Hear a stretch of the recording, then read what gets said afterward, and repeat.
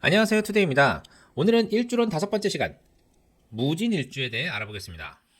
일주론은 4주 8글자에서 단지 2글자만 가지고 말씀드리는 것이기 때문에 우리가 MBTI를 보듯이 재미로 봐주시면 감사하겠습니다.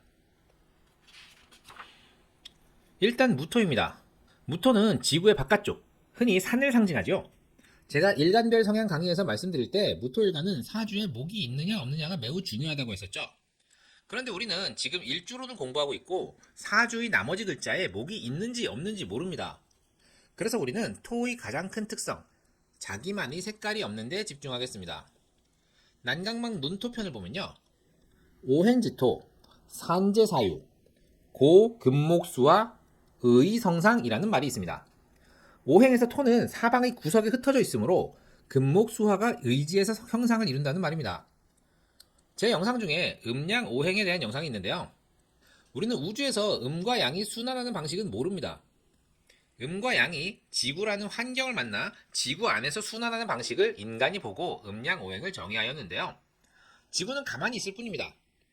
우주의 기운인 음양이 지구라는 환경을 만나 오행의 순환이 형성되는데요.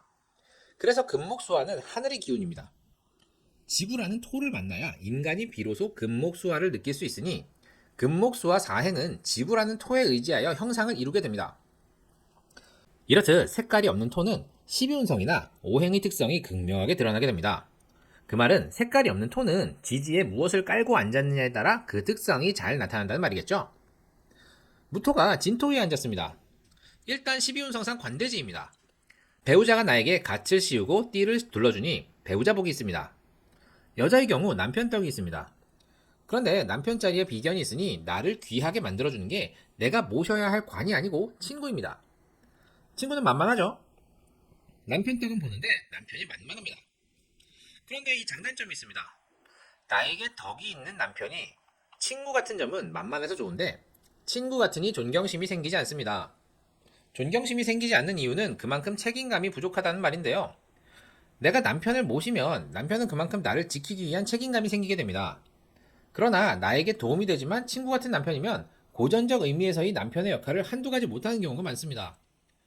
돈을 못 번다든가 잠자리가 아쉽다든가 말이죠. 진중 을목이 관인데 무토에게 을목은 들인 노력에 비해 성취가 작죠. 게다가 무지는 백호대살이죠. 배우자가 나를 피 흘리게 합니다. 한마디로 남편 복이 겉과 속이 다릅니다. 이 남편 자체는 도움이 되는데 그 도움 자체가 그렇게 크지는 않습니다. 오히려 책임이 더 따르게 되는데요. 진중 계수를 감추고 있으니 시어머니를 모시고 사는 경우가 있습니다. 남편이 친구 같으니 시어머니가 남편을 못 믿어할 수 있겠죠? 그것이 시어머니의 잔소리로 표출되면 좀 피곤하겠죠? 시어머니의 간섭이 심하니 돈 잘 버는 남편인데 집에 오면 눈치 보느라 손만 잡고 자는 경우도 있습니다. 일지에 백호대살이 있는 경우 출산 시 제왕절개를 하는 경우도 많은데요. 남편 때문에 피 흘려야 하기 때문입니다. 진중개수를 부친으로 보면 이 부친 때문에 피 흘리는 경우가 생기죠. 이유는 이 비견, 친정에 믿을만한 형제가 없는 경우가 있습니다. 거기에 모친께서 사망하신 경우 아빠 생각만 하면 마음이 아픈 거죠. 속옷은 잘 빨아 입으시는지 이런 걱정을 하게 됩니다. 그렇게 되면 내가 더 챙기게 되죠. 이렇게 내가 여기저기 책임질 일들이 많습니다. 남자를 보면 남자도 배우자궁이 관대지죠.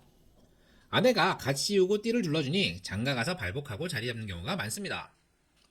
진중 개수가 재성이니 결혼하고 자리 잡는 건 맞는데 백호대살이니 피를 흘려야 합니다. 부인은 나한테 갓 씌우고 띠 둘러줘야 하니 부인의 형제들이 피를 흘리죠. 처가를 보면 처가에서 부인이 가장 뛰어난 경우가 많습니다. 재성을 부친으로 보면 부친 때문에 피 흘려야 하니 결혼하고 나서도 부친을 챙겨야 하는 장남이거나 장남 대신 아버지를 챙겨야 하는 상황이 생깁니다. 진중 을목은 관이니까 자식이 피 흘리게 하니까 배우자가 출산 시 제왕절개하거나 키울 때 자식이 아파서 고생하는 경우가 생깁니다.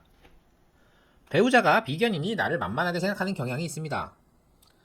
잠자리를 가지는 것도 내가 원할 때보다는 배우자 마음대로 하는 경향이 있습니다. 관을 사회적으로 해석해보면 진중을목은 관대지 관임으로 괜찮은 직장입니다. 직장 상사가 나를 좋게 봐주고 출세시켜줍니다. 근데 백호죠? 그만큼 피 흘리게 합니다.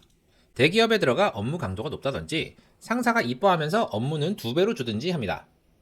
진중 개수로 보면 연봉은 적절한데 항상 모자랍니다.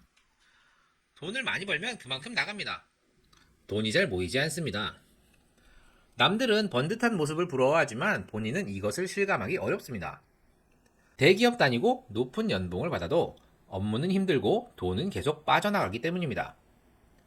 재관 때문에 힘들어야 하니 30세에서 45세까지 사업보다는 직장인일 가능성이 높습니다. 사업을 한다면 대개 동업의 형태를 띠는데 재관 때문에 힘드니 사업은 잘 되는데 동업자가 나보다 더 많이 가져갑니다. 형충의 합으로 보면 역시 진술충을 생각해 볼 수 있습니다. 백호대살이 발동 역시 충으로 일어나는 경우가 많으니 함께 살펴보겠습니다. 진술충은 월 1충과 일시충이 있을 수 있는데요. 토충의 경우 지장간을 잘 살펴봐야 합니다. 진토의 지장간은 을개무, 술토의 지장간은 신정무죠. 일단 무토는 비견인데 충해도 무사하고 신금, 정화, 을목, 개수가 깨지겠네요. 월일충이 있는 경우 15에서 30세에 신금과 정화가 깨지는 상황이 발생합니다. 신금은 식삭이니까 진로가 막힌다든지 할머니에게 변고가 생길 수 있고요. 정화는 인성이죠. 부모님의 이혼 사별을 논할 수 있고 아무래도 모친 쪽의 피해가 큽니다. 또는 학업에서 문제가 생길 수 있겠죠. 30에서 45세에는 을목과 개수가 깨집니다. 을목은 관이고 개수는 재성이죠. 남녀 공히 이혼수를 논합니다. 을목이 깨지니 관제수를 논할 수 있겠고 여자는 남편의 변고, 남자는 자식의 문제가 발생할 수 있겠죠. 개수가 깨지니 재물의 손실, 남자의 경우 아내의 변고를 논할 수 있겠습니다. 일시충의 경우 시지에 술토가 있는 거죠.